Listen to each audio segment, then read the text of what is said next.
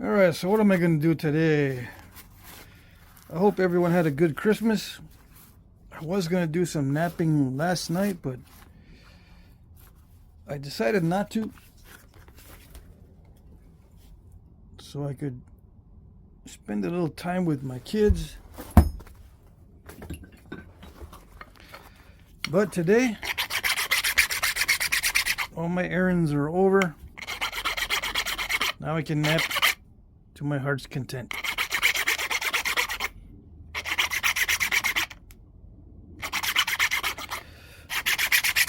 And as usual, I'm just sitting down in front of the camera, just winging it. That's the way I like it. And I didn't prepare my billet ahead of time.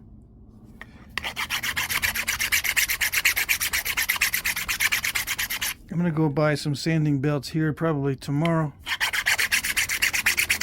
So I can take a little shortcut, or the day after. There will be an auction on Wednesday. I got a big piece of this Dacite from a subscriber, I think. Let me see.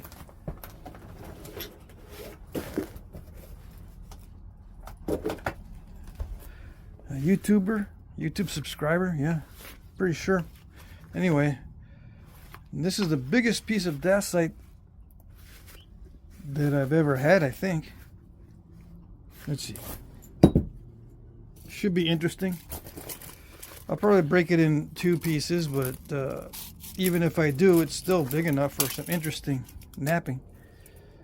Let's see, 9.5.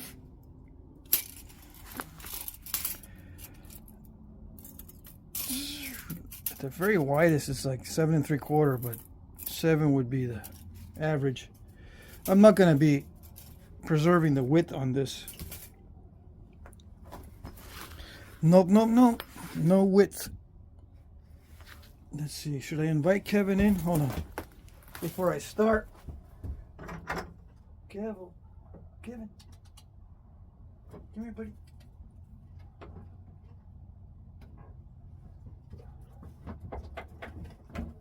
Come here, Kevin.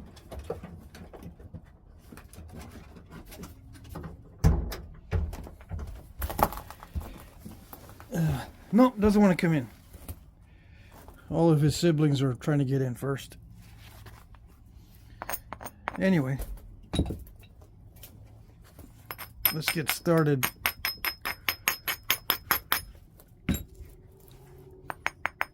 Hope everyone survived the cold snap.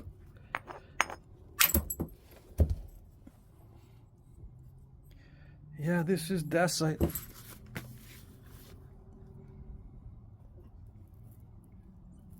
Right?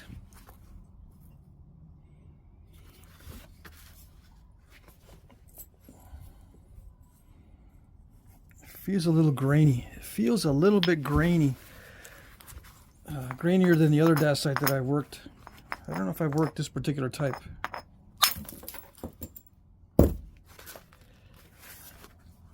One thing I like about Dacite is that I can see all the shards. It's not that translucent. The edges can be a little translucent, but the shards are easy to see.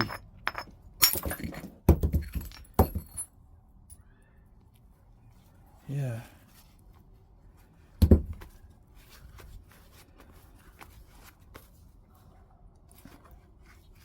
And that's important when I want to clean up, and also when if I get them in my clothing or on my skin or whatever, I can see the shards.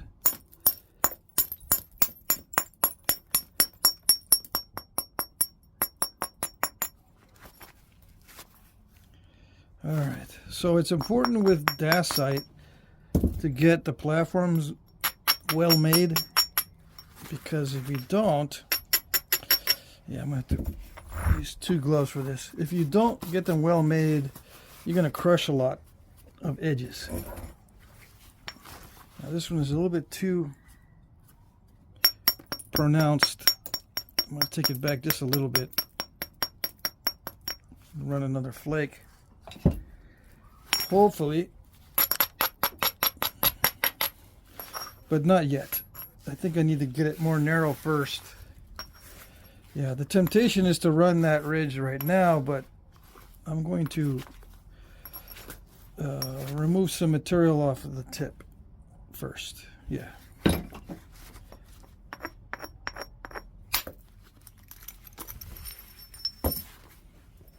Now this kind of flake isn't that useful unless you just use it as a blade. You know, put it in your stash of flakes to be utilized later as just regular flakes, because it can be used to cut various things if your hobby is using stone tools, not just putting them in a display case. If you actually use stone tools and stuff, then you'll have a stash of those. I just use the long ones as is. What do I use that for? Well, I've been trying to figure out what the best material is for sawing and that kind of thing. So I got a stash of stuff that I've been trying to saw with. Yeah. Dacite's not that great for sawing, but it's good for reeds. Reeds are easy to cut. Let's see.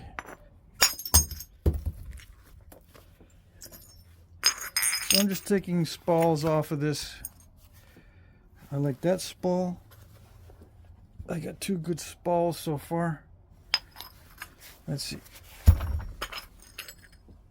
Dimensions.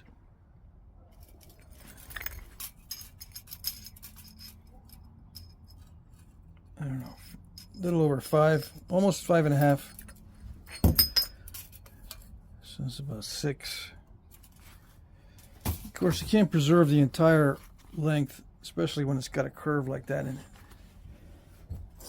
it. These little ones can be made into what they call bird points. Yep. Anything less than 1 inch is not easy to use, or it's not very economical to use the little bitty ones. You lose too much in the trimming, so they end up being like 3/4 inches longer and stuff like that, which very few real ones are smaller than 1 inch long as far as arrow points go.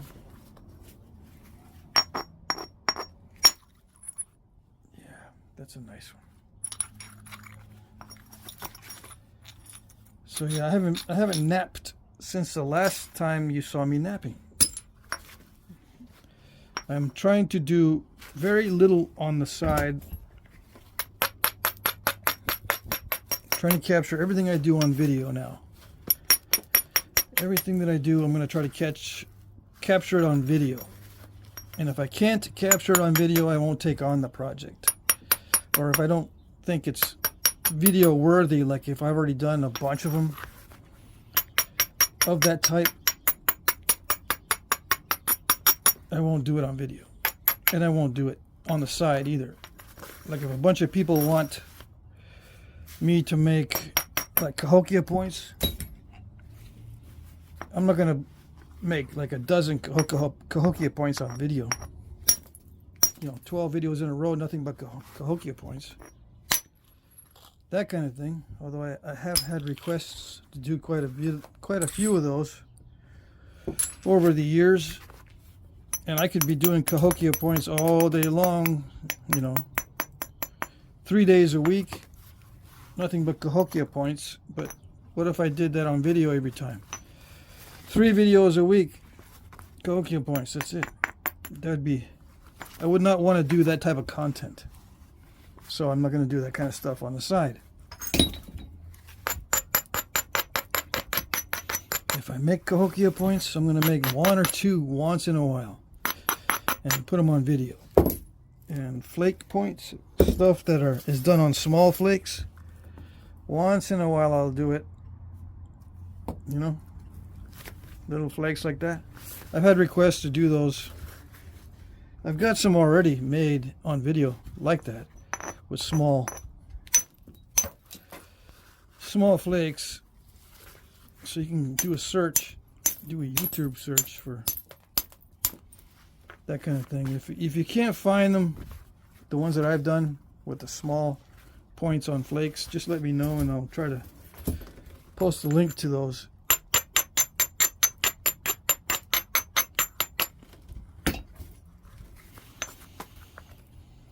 Starting to get more regular, more biface like. I think I'll take some more flakes off the ends here. Yeah, that one I thought would go further. And Dacite has a tendency to be very steppy. I think I mentioned in a recent video, if I were to choose some of the steppiest stuff that I know of, Dacite is there up on near the top of the list.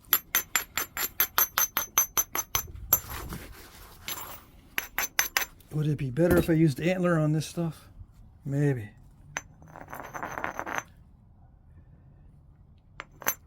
Better is highly subjective. What I think might be better, you might think might not be better.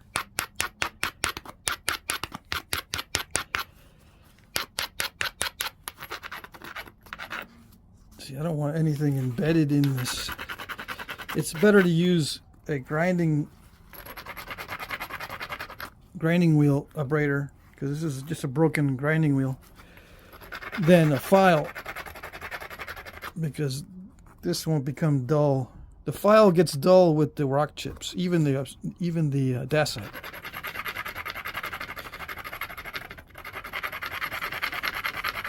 And chips in the billet lead to step fractures and crushing. So it needs to have a smooth sliding surface, because that's what I'm doing mostly now. I'm doing the swiping technique mostly now instead of the gouging with a rounded tipped tool. And supposedly it's supposed to work better, but not always. You gotta tweak it so that when you strike these platforms, it'll work just right. See, I'm trying to do too much. I'm trying to remove a flake that's way too long with a platform that's obviously not strong enough. Or maybe the aluminum is just too hard. But I'm going to try it anyway. Yeah, should be able to tweak it like that to where I can remove spalls like this. Now that had a good inward momentum, but these did too. But I was just, I guess I was hitting too inward to peel off a flake. That's a good spall.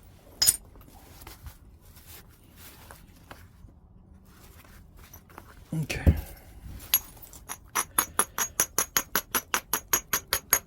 So I'll take my time on this. Let's see what I can come up with.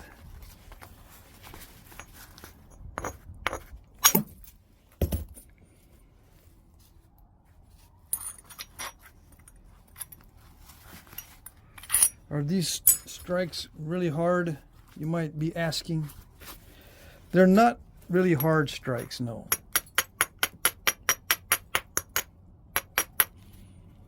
But they're not really soft either. I did put some effort into that strike. Like with Obsidian, I hardly need any effort at all.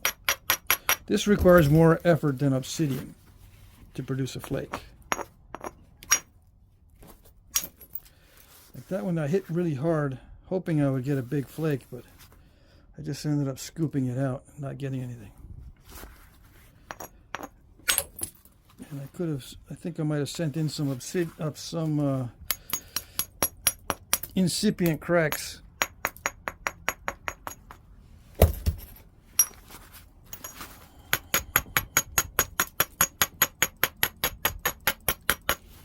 We shall see.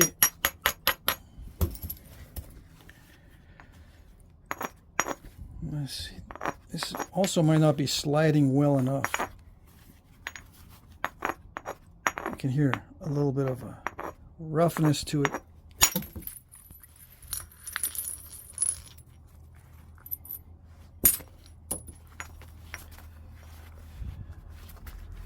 I don't know if that's an internal crack. If that's part of the stone itself, or if that's something I installed.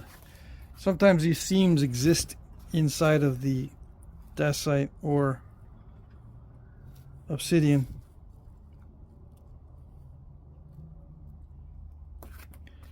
It looks like,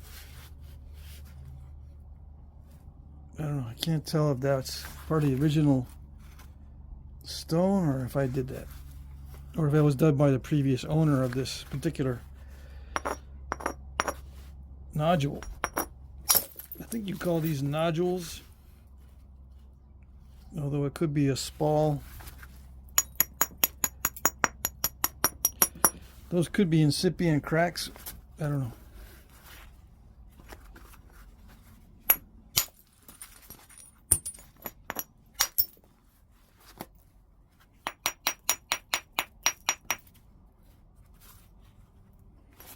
I'll get used to it, right? And then do damage control on it to get rid of a lot of step fractures.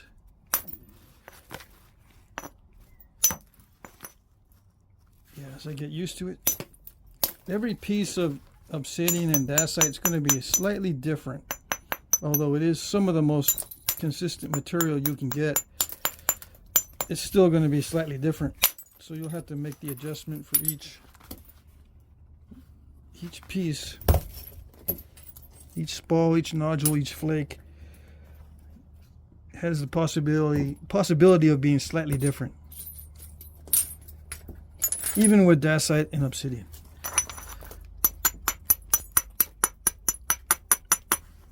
In some areas may be more crackly than other areas. So let's see, I don't know what the original length was, I don't remember. It's about 8.5 now. Okay.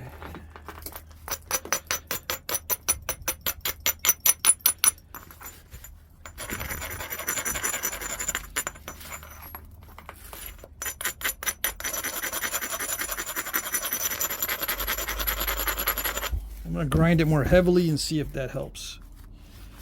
Although sometimes when you grind it more heavily, it causes you to hit harder, which makes it easier to break in half.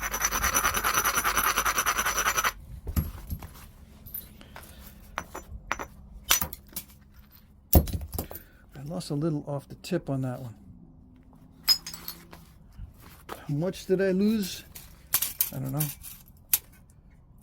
Not that much, but I did lose a little bit off the tip.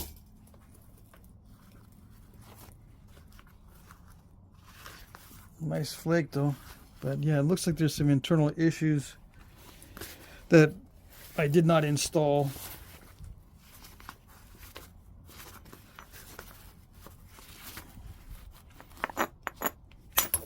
So I need to reduce the width, right? But it's better to reduce the width while creating good spalls than just to tap around the whole edge and then get little cruddies.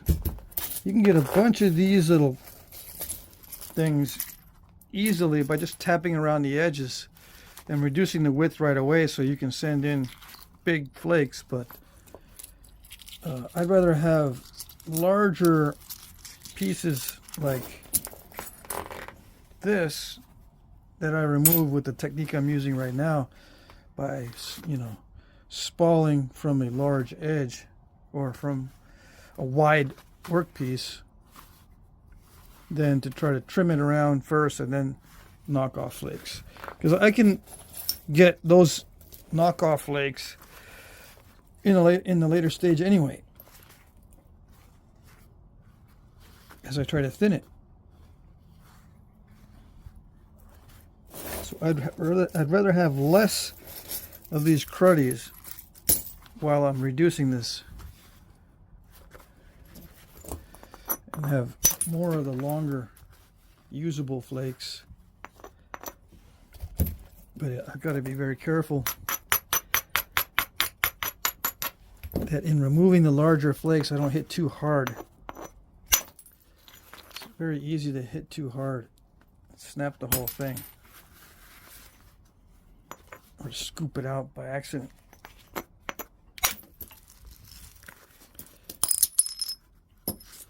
Yeah, it wants to scoop.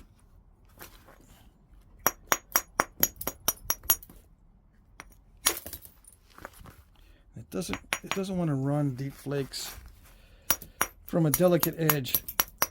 All right, so I got to try to remember that. I cannot run a deep flake from a delicate edge on this stuff. Where in some materials you can run a deep flake that undercuts a lot of stuff with a delicate edge.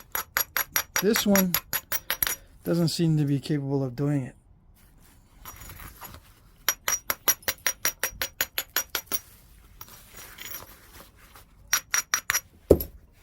Seems to break up in the middle. Well, that one was pretty good. There's not much blemish, not many blemishes on the surface, so that's why it ran. Whereas over here it's kind of steppy. I might be able to run a similar flake in the other direction, but that's what I want. And I need a lot of edge width to run these. Okay, that's why I'm not picking around the outside first in most cases, although I will pick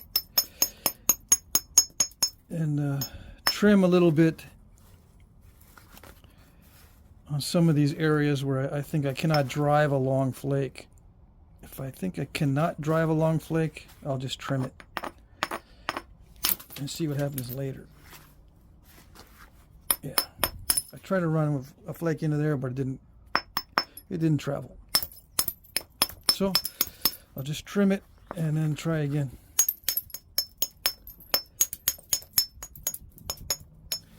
Get a little bit closer to that area. The closer you get to the obstacle, the easier it is to remove.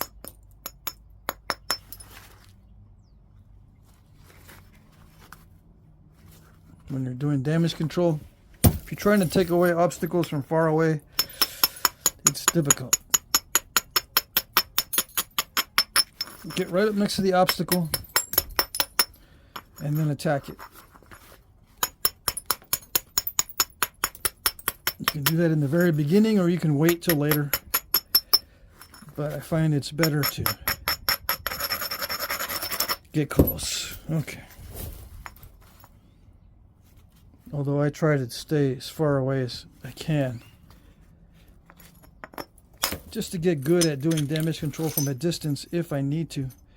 That one cut right through my glove, right there, and I can feel it. It poked me. That little point right there went right through the glove.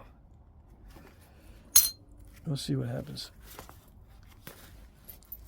I'll check it later.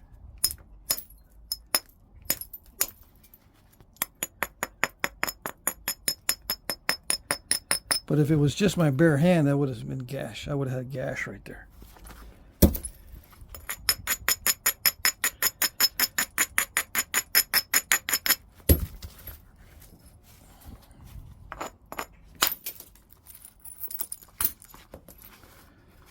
Yeah. Nice. All right. There's a big obstacle right here.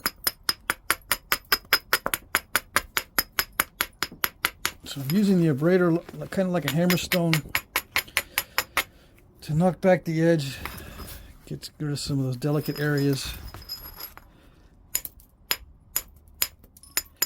I'm going to isolate this particular area here so I can do a direct assault. And right here too. I'll probably hit this one first and then this one, because you know the rule is thin down the end first before hitting the middle. So start with the tip, with the end. I missed it. I didn't hit hard enough. Yeah, that's unfortunate.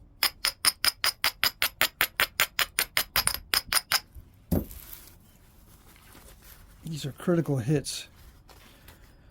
Aren't they all critical hits, you might ask? No, they're not all critical hits, but these particular ones are, because I'm trying to do damage control. When you're trying to do damage control, they're all critical hits. And I didn't do it again. I did the same thing again. By not hitting really, really hard, I need to hit this harder. These flakes are not traveling. It could be the consistency of the dacite in that area. It could be the platform preparation itself, just not regular enough. Or it's just I'm not used to the material.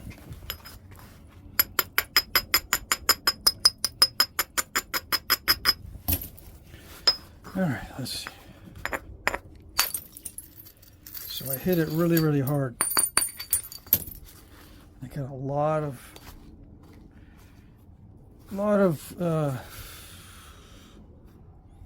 stuff I didn't want.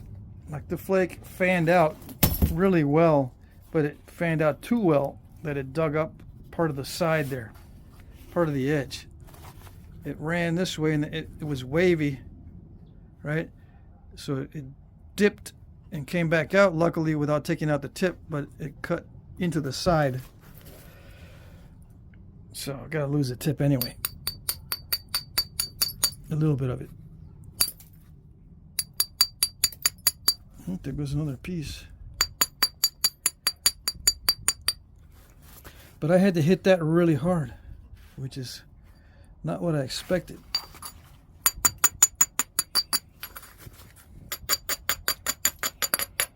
I guess I gotta hit it really, really hard again. Yeah, hit it really, really hard again, but that doesn't seem to want to go anywhere. Yeah, it doesn't want to go anywhere. It's actually really tough in that area.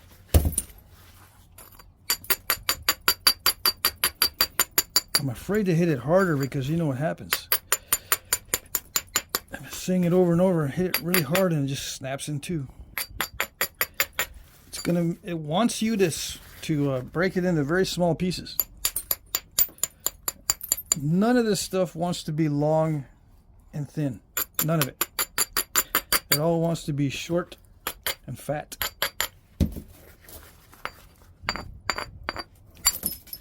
Yeah.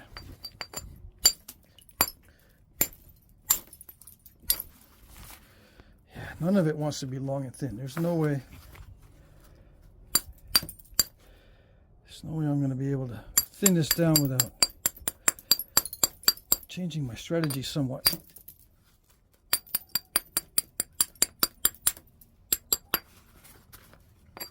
I don't know what I'm going to have to do, but what I'm doing right now is not working that great. You know, and I struck it without grinding it, right? That's just an experimental thing. I know I'm supposed to grind it supposedly every time, but sometimes it's the grinding that's messing you up. So I'll strike it without grinding it once in a while just to see what happens. Yeah, even with the grinding, I can't get anything to travel. But it seems to be working better than without grinding it. And I think it's also because I'm not getting a smooth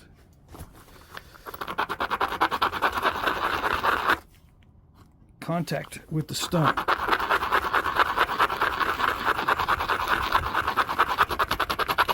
I normally do this on the sander, but I don't have the sanding belt. I did not bring an extra one, and I broke the sanding belt that I had. Yeah, I was working on this side. Okay. All right. Hit it really, really hard. I see how I did a radial crack. That's fine as long as it's the material you're removing. If you get that radial crack in the workpiece, it's not good. But yeah, I hit it really, really hard. Smashed away the platform.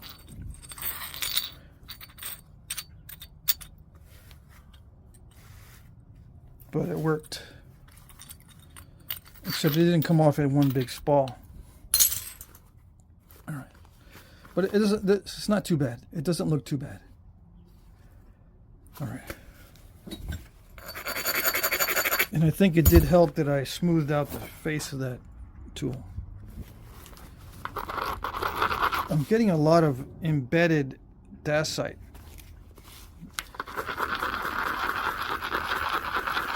Which surprises me because you wouldn't think the dacite would become embedded in the aluminum.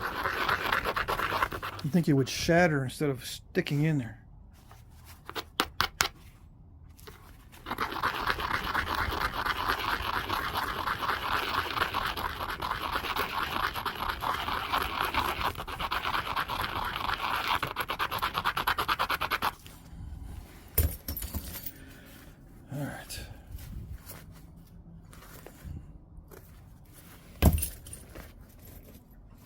Seems like I need to be a little bit more careful with how the striking area looks.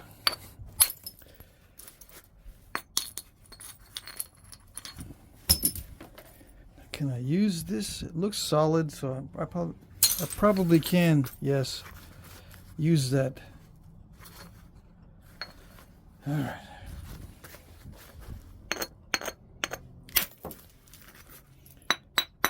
Ooh, that wants to travel, but it didn't release all the way.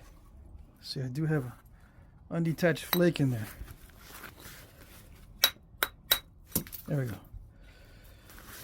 I don't like the way it's fracturing.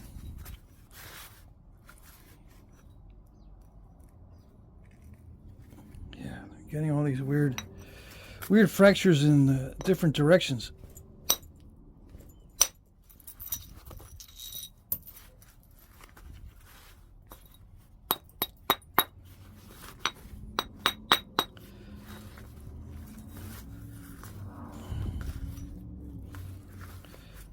It's getting too wide to do what I need.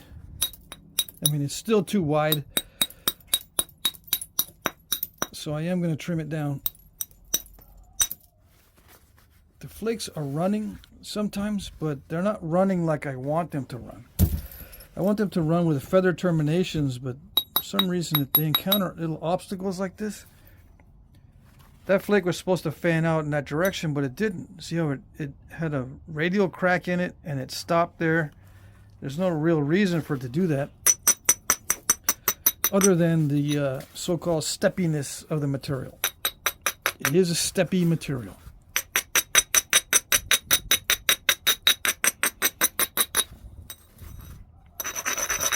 And that is a step fracture because it's an partially undetached. You know, the fracture does run underneath that. A hinge is when the fracture doesn't run underneath and there's no undetached area. Like this would be kind of like a hinge there. That's when it scoops out at the end and there's no crack anywhere. That's a hinge. If a step fracture has a undetached area where it snapped off and didn't continue all the way. There's a snap. In a step fracture, there's a snap. In a hinge, there's no snap. It just pops out in an abrupt way.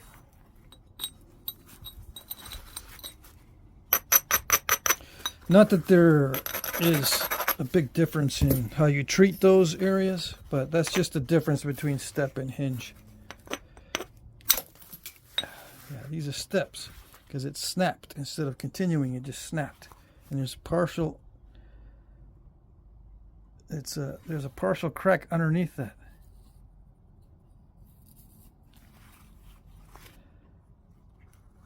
Yeah.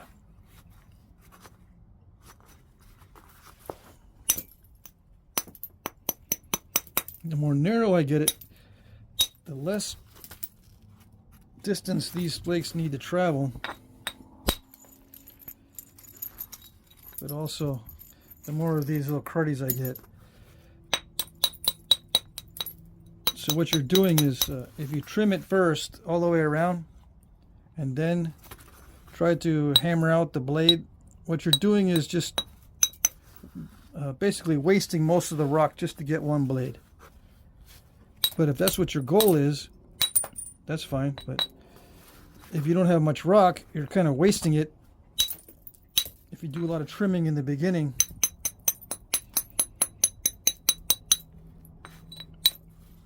it is producing a lot of waste.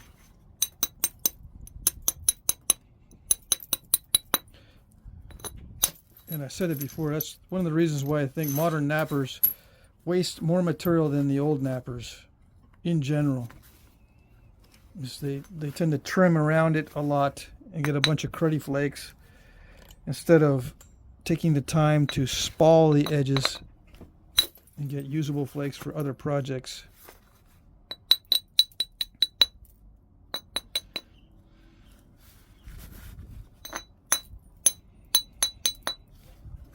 Back in the day, they would use the flakes a lot. The larger the flake, if you want to cut meat or whatever, the better, so you can resharpen it. You can cut meat with these little ones too, but they get kind of annoying. You know, you can't sharpen them that many times.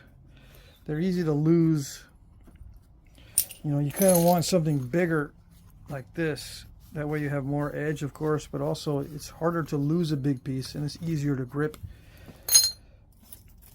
So yeah, you can use a lot of these little flakes back in the day, but the ones I call cruddies are very annoying to use.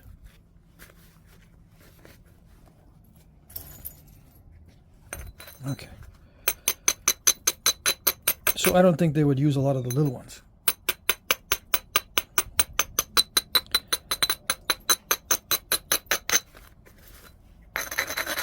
So I think, you know, keeping the width, keeping it wide was consistent, or is consistent with the way they used to do it. In many cases, I don't know about most cases, but as far as I can tell,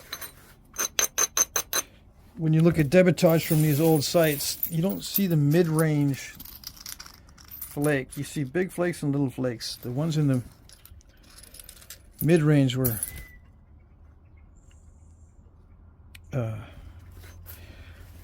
used.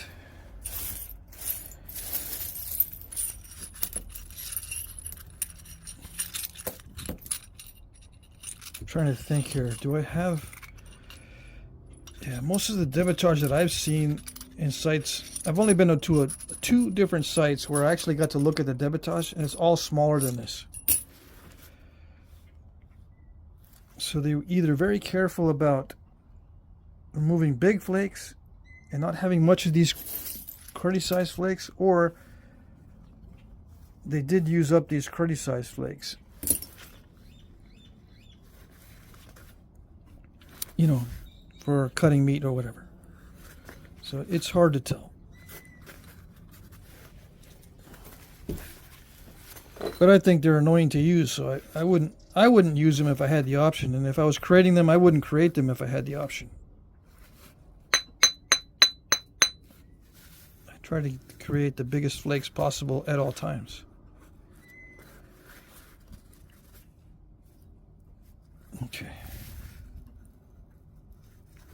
This is when it gets critical. When I start wondering, where am I going to hit and not break it?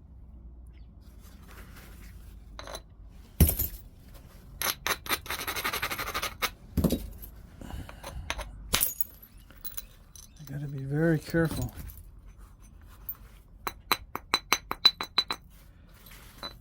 Where I choose to hit.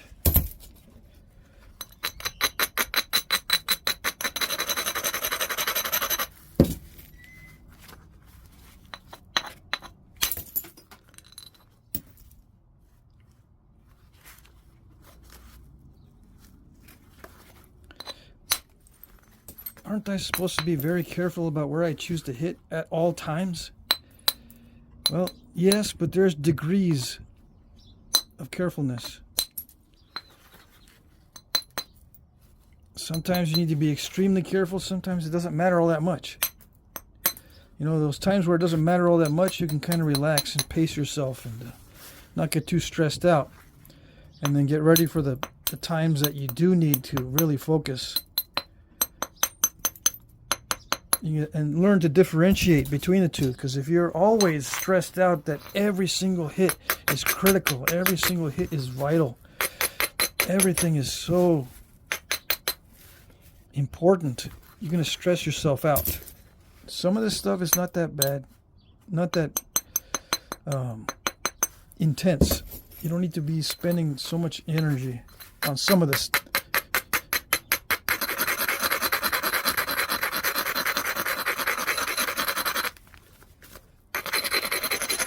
Yeah, I'm doing a lot of grinding because it seems like that works the best, even though it doesn't work all that great.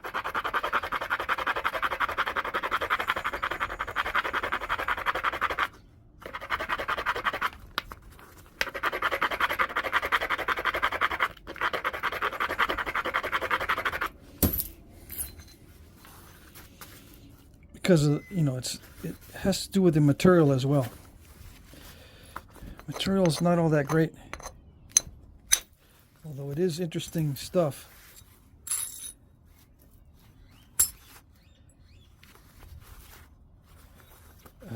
The flakes are not coming off like they would be with Obsidian.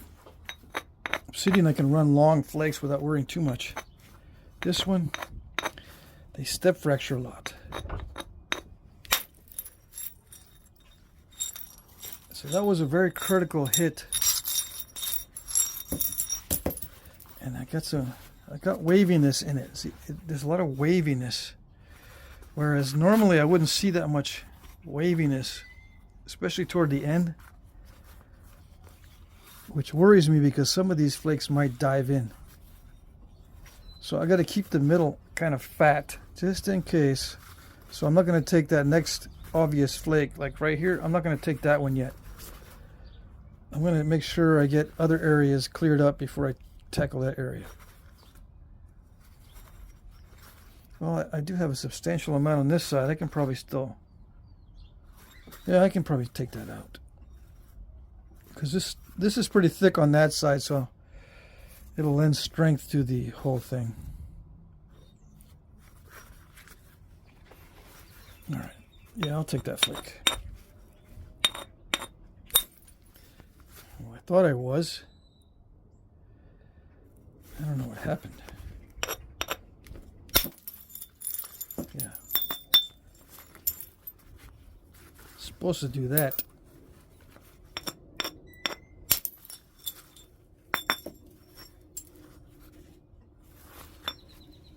It worked out okay, but it's not all that predictable. Except for the step fractures, yeah. Those are pretty predictable. Basically every strike you can expect to have a step fracture with this stuff.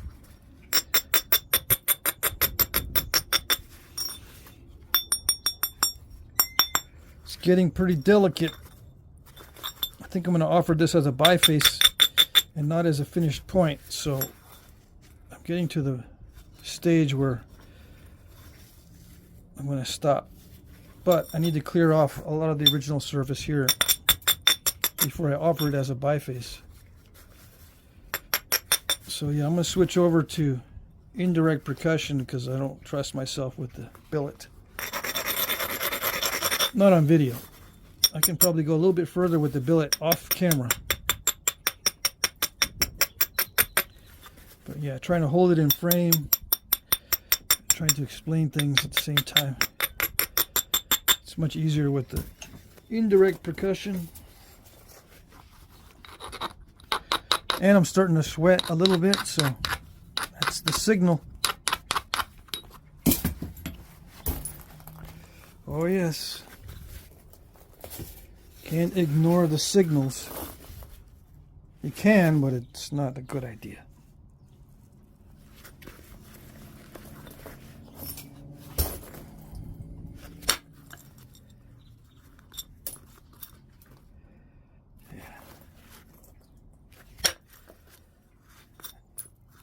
Ouch. That's not good.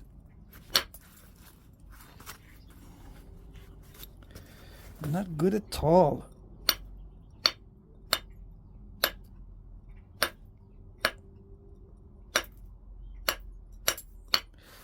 It's a steppy start to the indirect percussion, which is not a good sign. Yeah, steppy start is not a very good sign. Okay.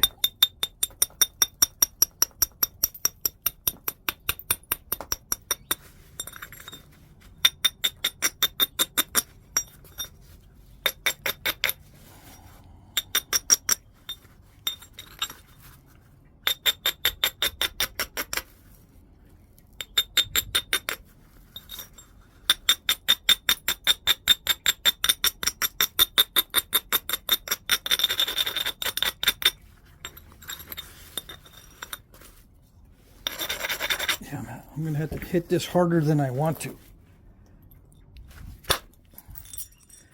get those flakes. Yeah. If I hit it soft, I get a step fracture. If I hit it really hard, I can get these flakes sometimes. See, this is the kind of flake I want. And I was trying to achieve on the other side. It's got to go past halfway. It's got to hold together with no stepping. And it's got to be smooth with not much waving. And how do you eliminate all those things? You just have to make sure you hit in the area that's more robust than you think it needs to be. You gotta try to say to yourself, okay, I need to make sure I hit in the area that's actually beefy enough to where I'm not taking chances. I don't want to take chances with the rippling or anything like that. What causes the rippling? Everyone's going to ask, what causes the rippling? How do I avoid the rippling? The rippling is caused by errors in the platform or in the striking area.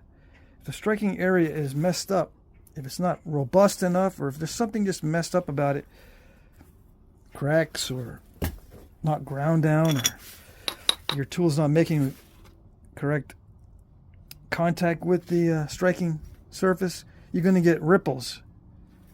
I think, in my opinion, it has to do with everything relating to ripples has to do with the striking surface or the surface that you're using to pressure flake on. Everything has to do with that. You might ask, well, isn't that true with every flake? Every flake has to do with the striking surface? No, not necessarily, because a lot of flakes are dependent on the momentum generated or the resistance of the workpiece to the tool. When you strike fast, you're generating a lot of resistance with the workpiece. That's important. That doesn't affect the waviness like the platform does. Using the weight of the workpiece against itself is a critical aspect, but it doesn't have anything to do with the waviness of the flake itself, in my opinion.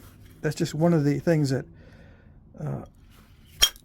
is not part of planning for these nice flakes. Smoothness. When I say nice, I meant smoothness. Okay? Smoothness has to do with the quality of the striking surface and the quality of the contact made between the two, the tool and the workpiece, and the quality of the tip.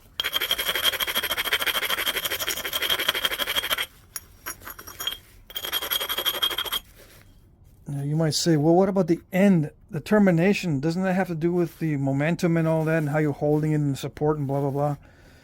The termination... no, I think the termination has to do with the flake travel. Once you make the initial strike, the initial break, Everything else is pretty much automatic. If the initial break is good, the rest of the flake tends to be good. If there's something wrong with the initial break, then there's going to be stuff going on with the flake itself, the whole flake. It's just automatic. It just follows natural forces after that, after the initial break. Now, there is some follow through that helps. You know, if you follow through with the strike, it helps to push it further. Yes, yes, yes. More contact with the platform helps it to push it further. Yes, yes, yes. But as far as the look of the flake itself, the smoothness, I think it has more to do with the original break. Because if you are looking at it as if it's the follow through that causes the termination to be good, no, not really.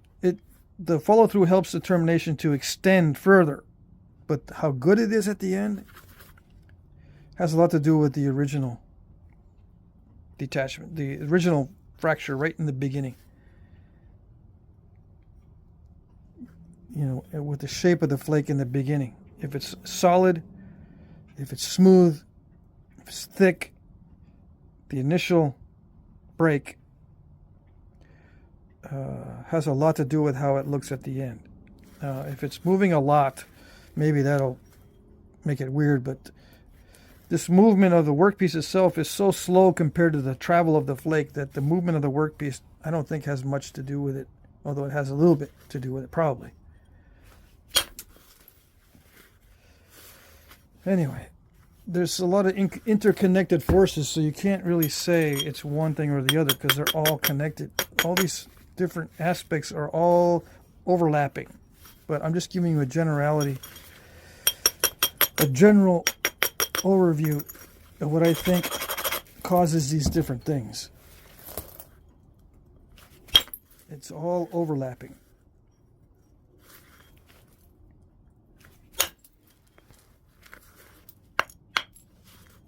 That's not good. I drove an inward force quite a bit on that one. I traveled this way, but not that way. Now, the quality of the surface of the workpiece has a lot to do with the flake travel. Yeah. But in many cases, you can have a really nasty surface and still drive a flake under it, and it won't matter. But with this stuff, it seems like it matters a lot. The smoother the surface, the smoother the flake. It seems to be that way with this stuff. Although with other stuff, I can usually clear off nasty areas just by driving a deep flake through it, and it won't matter. This one seems to matter, and it's really weird the way it broke right there, I think.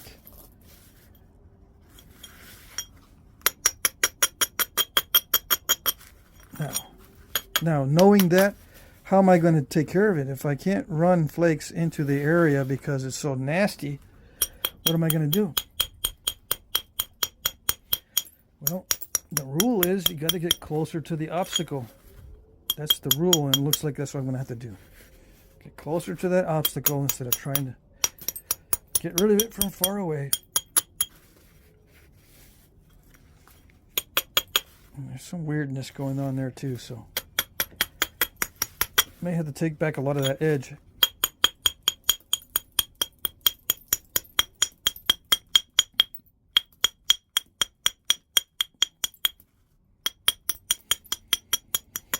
I'm not too concerned with thinning it down. I'm more concerned with smoothing the surface.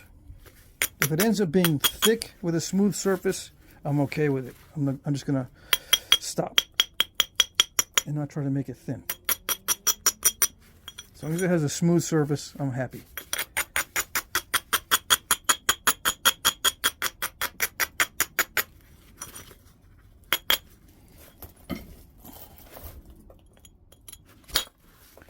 I think it's getting, yeah, this Dacite It's really embedding itself into the aluminum a lot,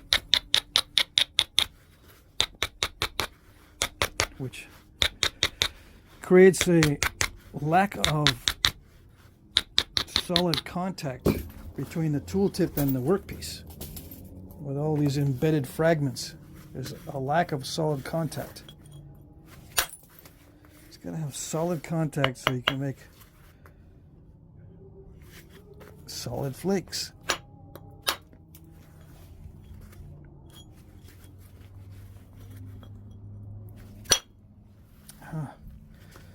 Very weird.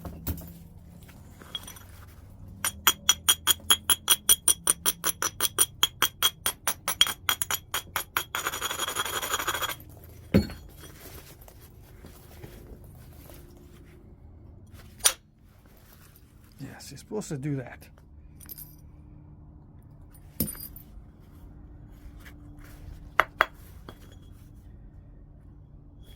Sometimes it doesn't do it. And yeah, it depends on the striking surface. But those striking surfaces were very similar. If you are getting into a situation where you want to know exactly what differences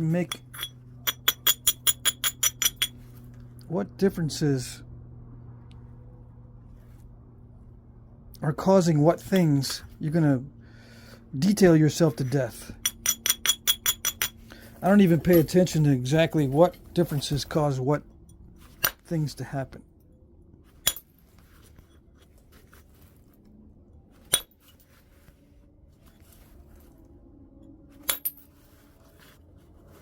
Nope. Seems like I might, but I don't really think about that too much. I just live with the mistakes that are caused. If I cause mistakes, I don't try to ultra detail myself into what differences make what things happen in a very subtle way. I try not to get that detailed. You become that detailed over time. If someone asks you, you can kind of try to remember all the experience you had and come up with an answer. But to try to get that detailed with every strike, it's just going to be miserable for you. To ask yourself, with every strike, is it the best? Can it be better? What did I learn before? What have I learned after I've struck that? Is there something that I'm missing? Is there something that I need to do to be better? Blah, blah, blah, blah, blah. With every strike, you're going to have a miserable time at this.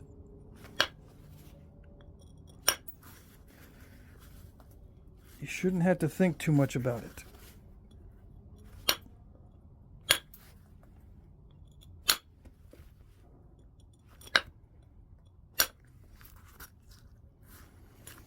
And yes, some people have to do it that way. And if you have to do it that way, and if you have to be miserable in order to get it done, that's just the way it is. Yeah, that's life. But I'm trying to save you the misery if I can by saying you don't always have to be that detailed. You can just try not to think about it too much. Let your subconscious take over a little bit and just live with what you got. If you got step fractures in your finished point, just live with it. Learn to live with errors in the finished point. And as you get better and better over time, eventually it'll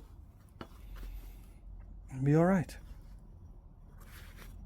And you wouldn't be that much worse for wear when you get there.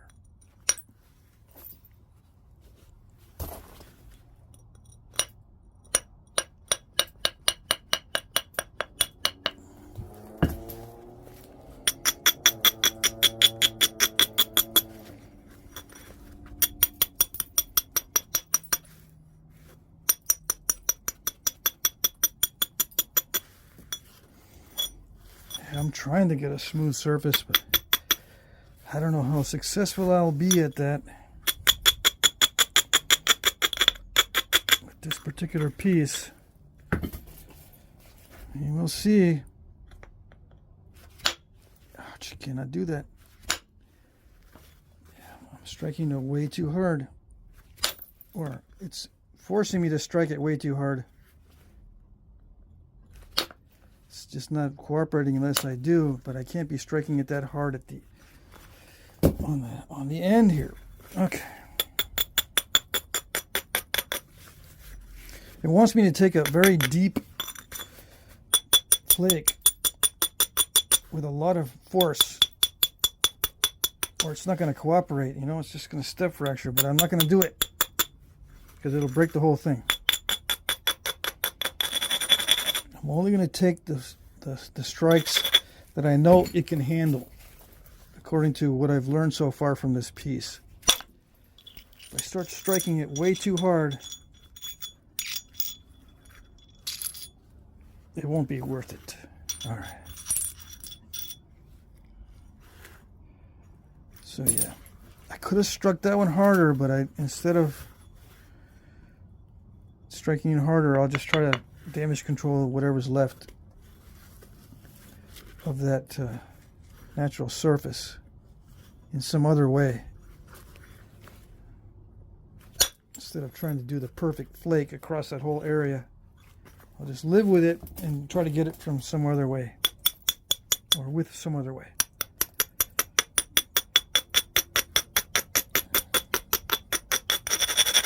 I'm letting this video run without a break. Let me just pause it here. Yeah, I paused it just in case. Just in case the sound was not synced. All right. Yeah, it wants me to hit very, very hard. It wants me to make a very stout platform and hit it really, really hard. But I'm not going to do it. I'll live with the step fractures if I have to. If I do what it wants, it'll break. Because it wants to be short and stubby. It does not want to be long, thin, and flat. It wants to be short, thick, and lumpy. So I can't do what it wants. It wants to be short, thick, and lumpy. You know, it wants me to take really hard hits. I'm not going to do it.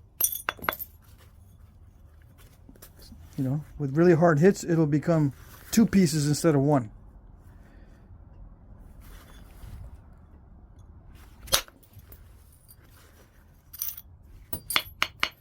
Those hits are not soft, but they're not really, really hard. And they're not traveling all the way like they would if I hit harder. But there's no way I'm going to hit harder and risk snapping the whole thing. Yeah.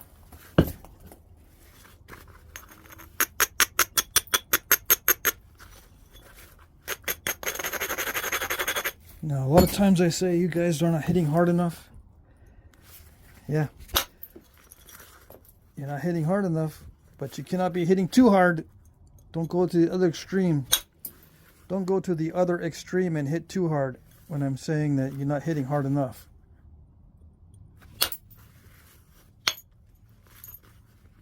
Yeah, it's easy to do. It's easy to go to the other extreme. Yeah, I'm not getting very far.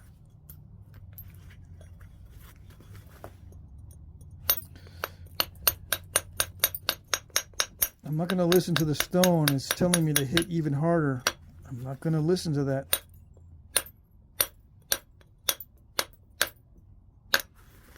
Because if I do, you know what happens.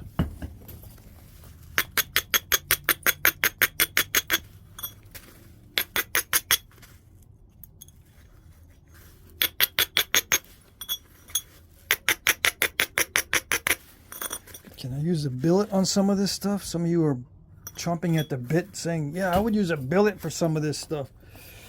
Yeah, I know. But the inaccuracy even though a billet can do this work, I mean, I can take off big chunks and thin it down with a billet. The inaccuracy can just blow everything to pieces.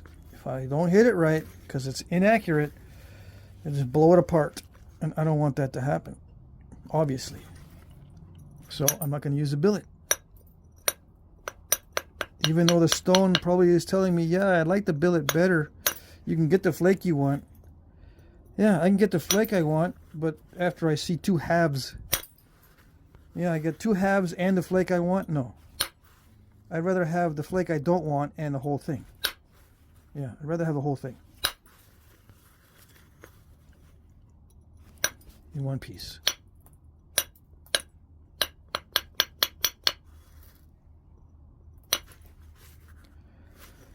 Yeah, and if it gets more narrow and all that, that's okay. If it gets really, really narrow, nothing I can do. I mean, I gotta walk that balance, or establish that balance.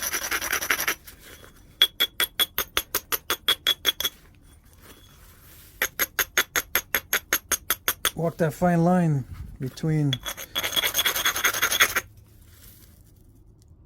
it looks kind of cruddy, but it's still in one piece, and two beautiful halves. Yeah, I'd rather have one piece than two beautiful halves.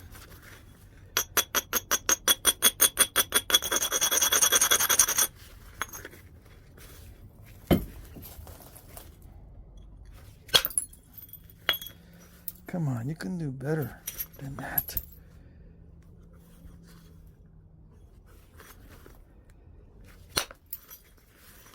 Yeah, I'm not able to send in long flakes.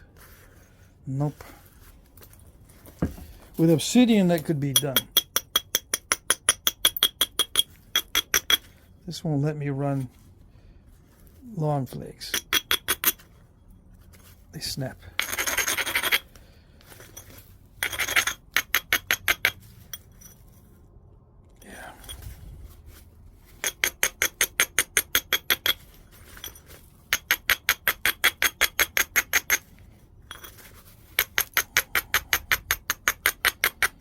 I'm just looking for opportunities as I'm grinding and brushing. It's not many. Not even if I were to create perfect platforms. There's not really many areas that I can attack that will give me some clean results. That's probably why my friend sent me this piece so he can see me work it.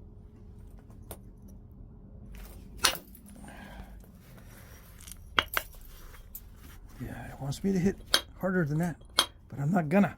I'm not going to. Yeah, it wants me to hit harder than that, but I'm not going to.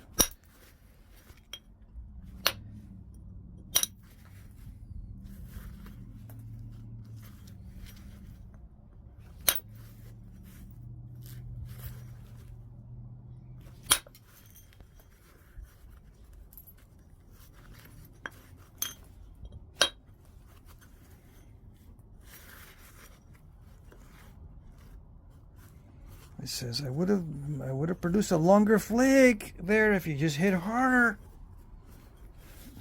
Yeah.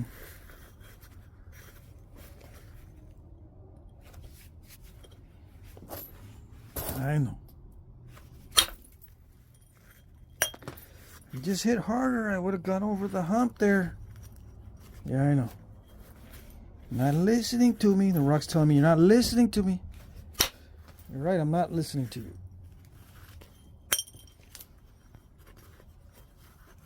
You want to be short, stubby, and fat. I'm not listening to you.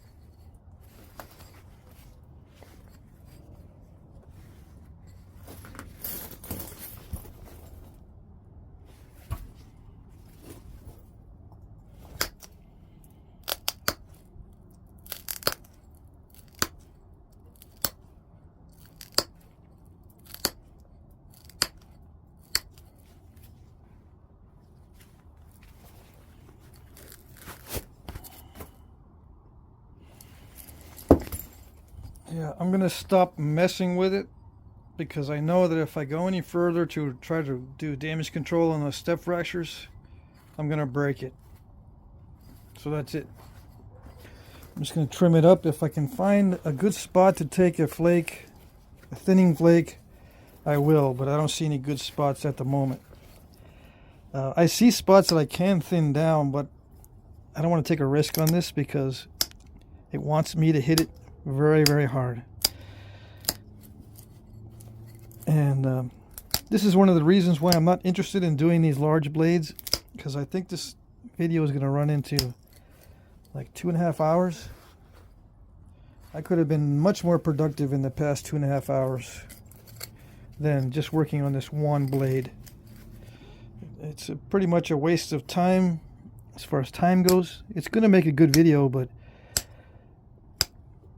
I can't be spending this much time. Over the summer, I was spending hours and hours and hours on single blades.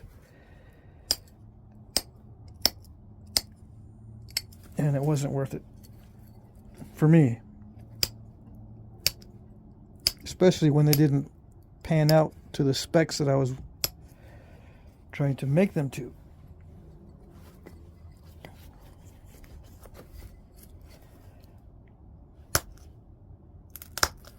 See, I'm not even trying to make this to a certain spec. I'm just kind of going with the flow and taking it down and making it more narrow to get a smooth surface. But every time I think I can run a long flake on the smooth surface I just created, I end up installing another step fracture. So it's not the surface, even though it does help. A smooth surface is not going to help me run a non-steppy flake. The material just isn't flexible enough for long flakes in most cases. In some cases, yeah. And it'll fool you because that's how you do it, right? No, you just got lucky. When you get lucky, that's not how you do it. And you won't know that until you try it again and fail, and you go, that must have been luck. But you never know. Maybe you just did it wrong the second time. But after thousands and thousands of flakes, you get to know which ones are the lucky ones and which ones are not. How do you know which ones are the lucky ones? The ones that go perfectly the way you want, those are the lucky ones. That's how you know. If you get what you want on a flake, you got lucky. 9 times out of 10, or even more, maybe 99 times out of 100, it's not going to go exactly like you want.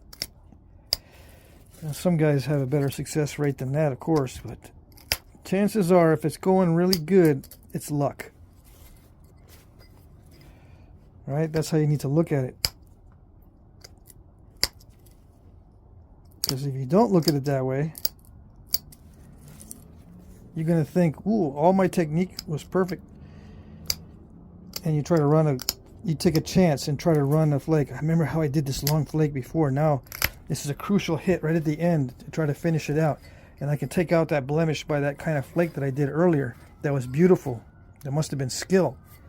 And you try it, and you end up breaking the whole piece. It's not worth it. It's not worth thinking that that's the pinnacle of your learning, when actually it's luck that got you there. Even though it might be the pinnacle of what you've learned and you can run that flake, chances are, in my experience, the rock does not want you to run that flake. Oh no. It wants to be short, fat, and stubby. It does not want you to run that perfect flake to make it look really, really smooth and really, really nice. It does not want that. Now you can get lucky and run it again, and you can say, well, how do these guys that make perfect points do their points? Well, you're not looking at how much failure they had trying to get there. You're only seeing the finished product. You're not seeing how many bifaces, they snapped in half. You're not seeing how many hours they're putting into it. They might have taken a week to do one perfect blade and went through 300 pounds of stone to get that one perfect blade. You don't know. They might tell you, yeah, I went through my big stash of stone. I only got one good blade out of it, out of 300 pounds of stone. Maybe it was 3,000 pounds of stone. You never know. Unless they tell you, yeah, I got one good blade out of 3,000 pounds of stone. Really? Yep.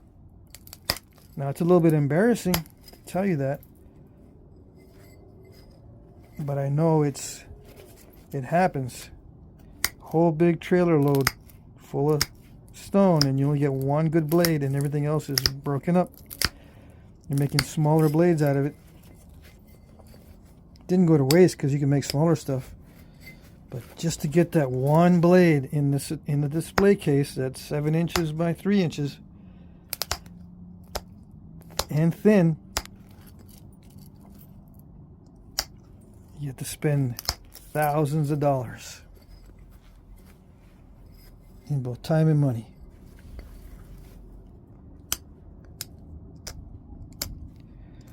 But there are exceptions. Some guys out there, 200 pounds of stone for a perfect blade. No problems. Yeah, they break some. They get used to the stone. They make a good blade. 200 pounds, you know. For 5-gallon buckets full. Or, yeah, actually 3. 3 5-gallon buckets full of stuff just to get a really nice blade. That's not that much.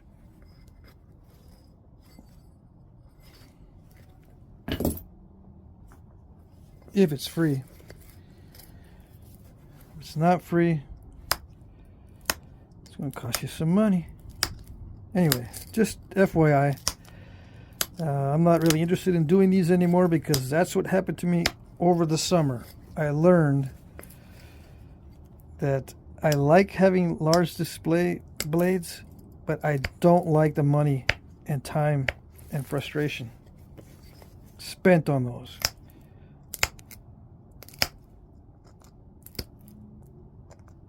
Just FYI. Just so you know.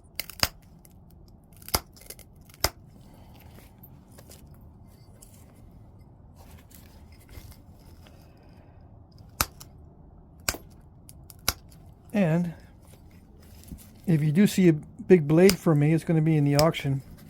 I'm not doing these on the side. Not anymore. I could do hundreds of these on the side. But at what cost? Too much cost for me.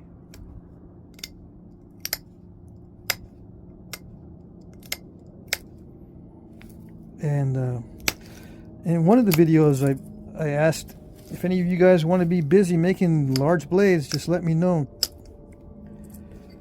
I can send people your way. I'm not even going to be the middleman. I'll send people your way. And I have not had even a single response. Not one. So they know. They know the kind of investment required for big blades.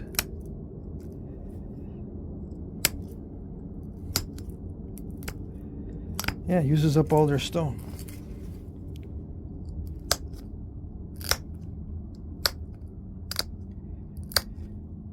And all their patience. And their posture and their health takes a hit. Everything takes a hit. Unless you got unlimited free stone, then it's not as bad. You can just sit there and not worry about it. As far as the basic cost. The basic cost is the stone. You don't have to worry about that. That's a big weight off your brain.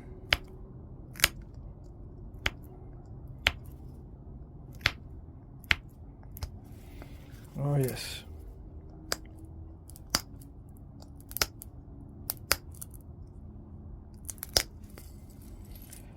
Now this kind of stuff, you can gather this kind of stuff at Glass Buttes, right? I think. Or maybe this is not from that area. I got it written down. Let me see.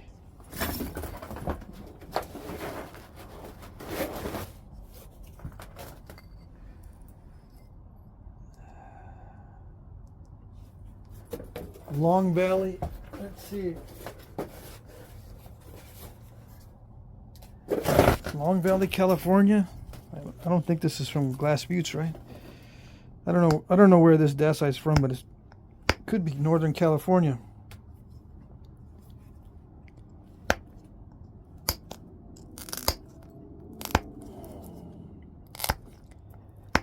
Anyway, it's not typical because it's very hard. It's not soft like most dacite that I'm used to.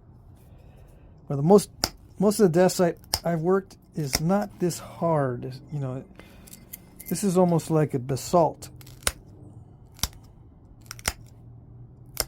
like a fine-grained basalt.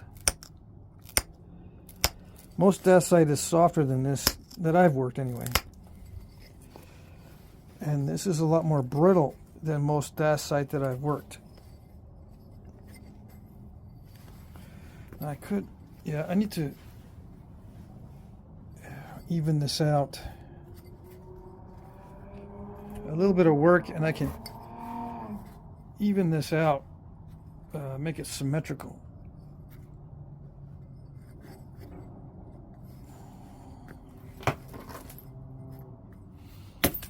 But I almost don't want to mess with it. Yeah.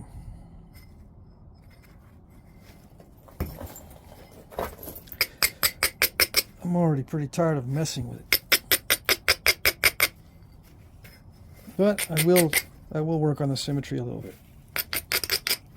Maybe I'll get a lucky flake to thin it down a little bit. Maybe. Get rid of some nasty contours on this. There's plenty of nasty contours.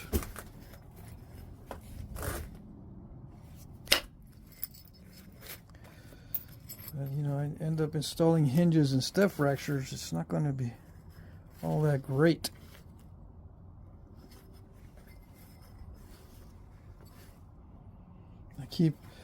I keep turning and spinning it and turning and making myself dizzy.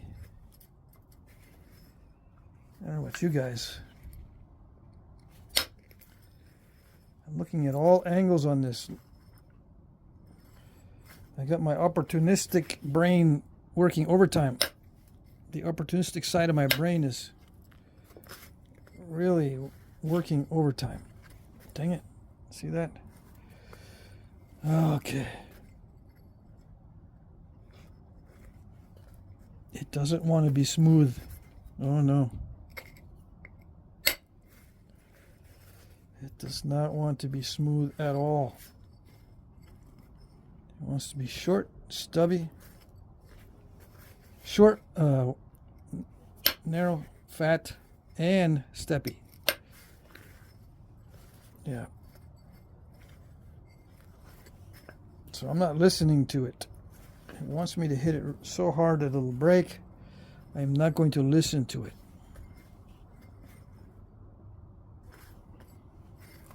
I do want to make it symmetrical, so I'll do what it takes to get it symmetrical.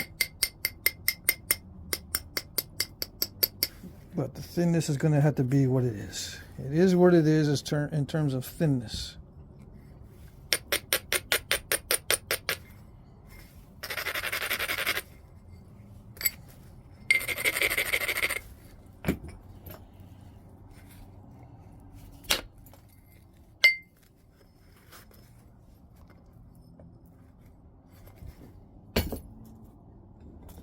Yeah, I tap the blade.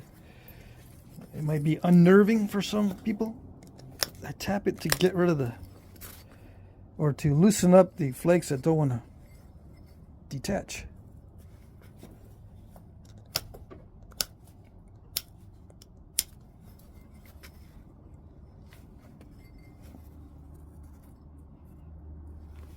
I will actually hit the blade, but not very hard.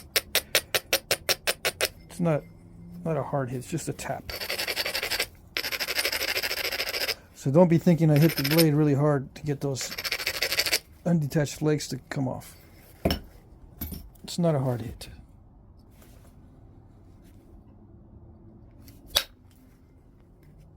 When I do this, it's not a hard hit, it's just a tap.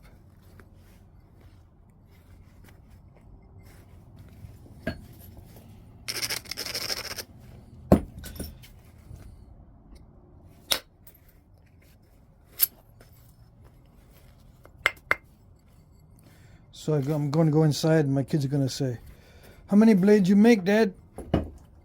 One. One? You've been out there for 2 hours. Yeah. Oh well.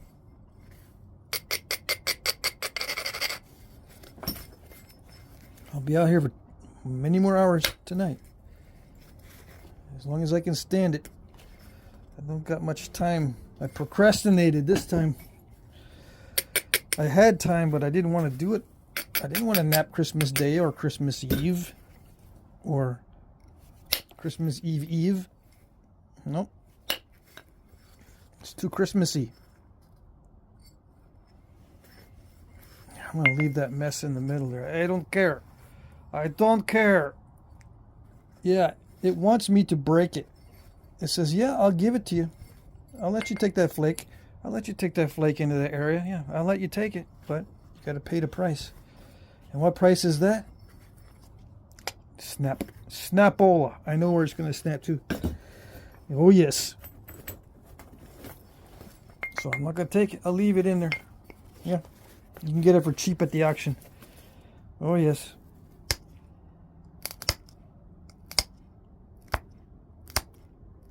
Looks like I did it in 10 minutes. Yep.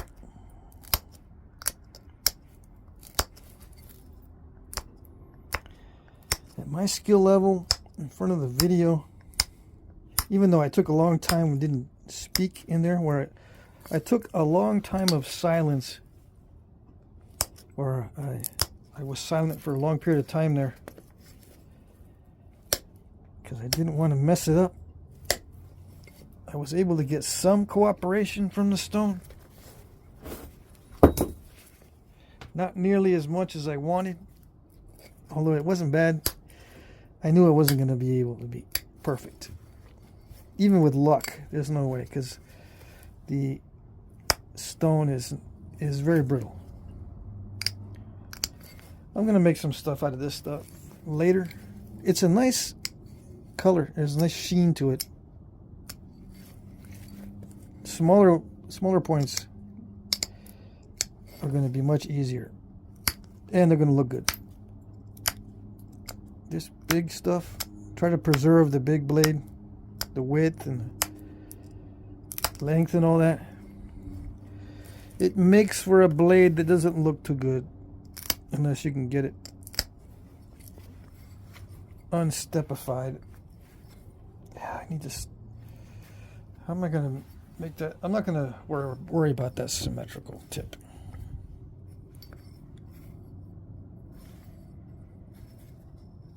I should just stop messing with it. Just sharpen it. Get it done. Yeah. If I just say, okay, that's it, I mess up the sharpening part.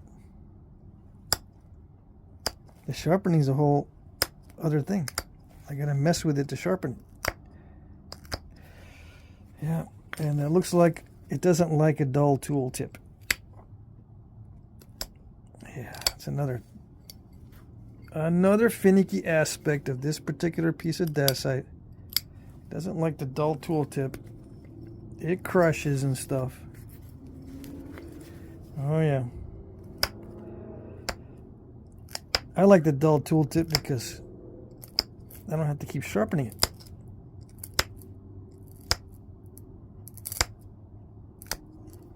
But the edge of this stuff says, no, I don't like it. I will cause steps. I will punish you for using dull tip. I'll be all crushy and nasty. You won't like it. Yeah. Oh well.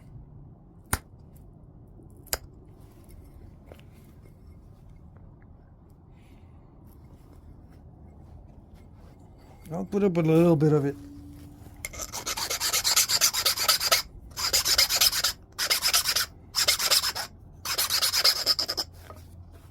Yeah, I'll put up a little bit of crushy and powdery and nasty, steppy. Can't have a perfect edge.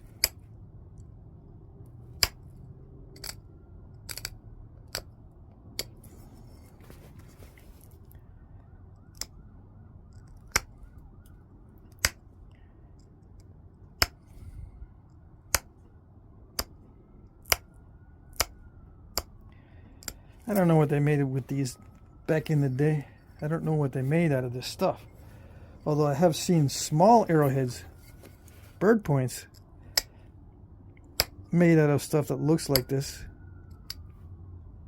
Itty bitty arrowheads. I haven't seen any large blades. Not that there aren't any. Just saying.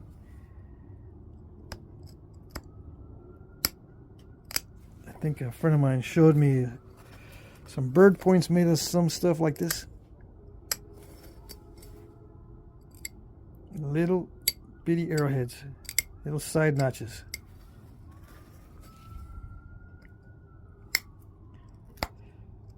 Although notching this stuff doesn't seem like it would be easy at all. Could be wrong on that one though. Why does it not seem easy to notch? Because of it's so brittle. Probably take off an ear or a barb off pretty easily because it's so brittle.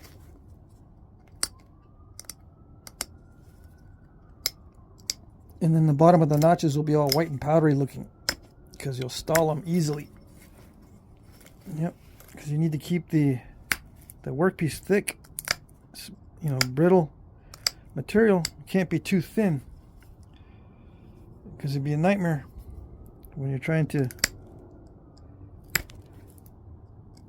sharpen it. Come on. I'm not doing this right.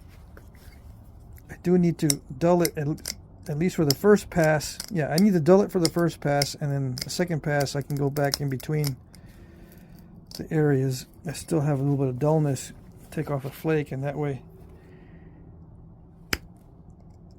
it can be sharp. But this one,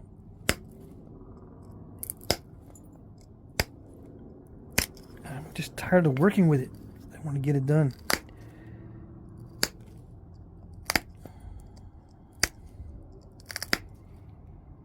So I'm trying to take a shortcut, and I'm getting little crushings, step fracturings, and nasty stuff, but it's sharp. Yep.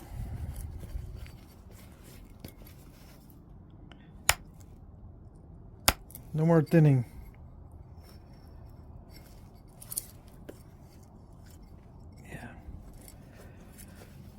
I don't know, the real obsidian blades that I've seen are thick.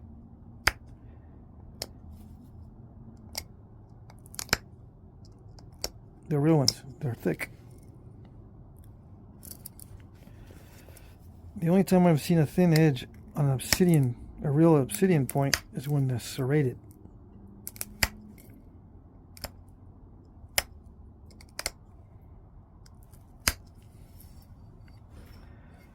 I've seen some pretty thin edges on the serrated points. I've only seen a couple serrated obsidian real ones, but the ones that I did see, thin edges. Otherwise, the edges seem pretty thick.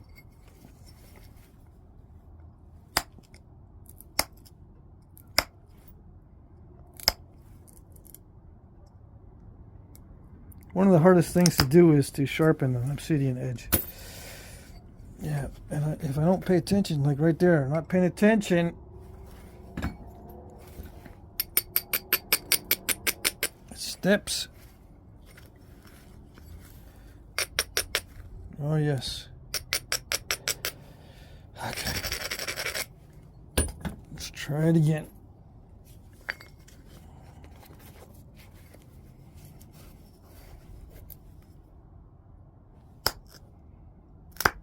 No, not like that. Not like that.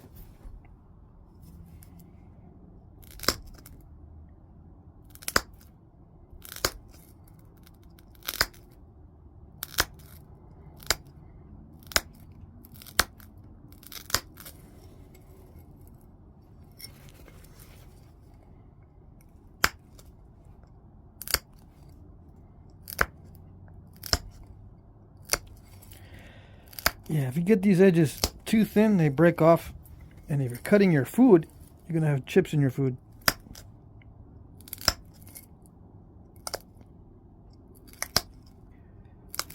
So even though obsidian and dacite can produce some of the sharpest edges in the world, you don't want them thin because it'll break off and it'll be glass between your teeth time as you're chomping on that steak. Yeah, no one wants glass between their teeth. I'm gonna stop messing with it. I could do another pass of really fine pickings on the edge, but I'm not gonna. And I'm not even gonna push off on that to try to push that away. Whoever gets this in the auction can do that stuff. You can push on these step fractures to try to push that off. But I'm not even going to mess with it. Even though that looks terrible, it might make somebody hurl. And it's right in the same spot too, right? On either side. That's because that's the widest part of the blade. Okay?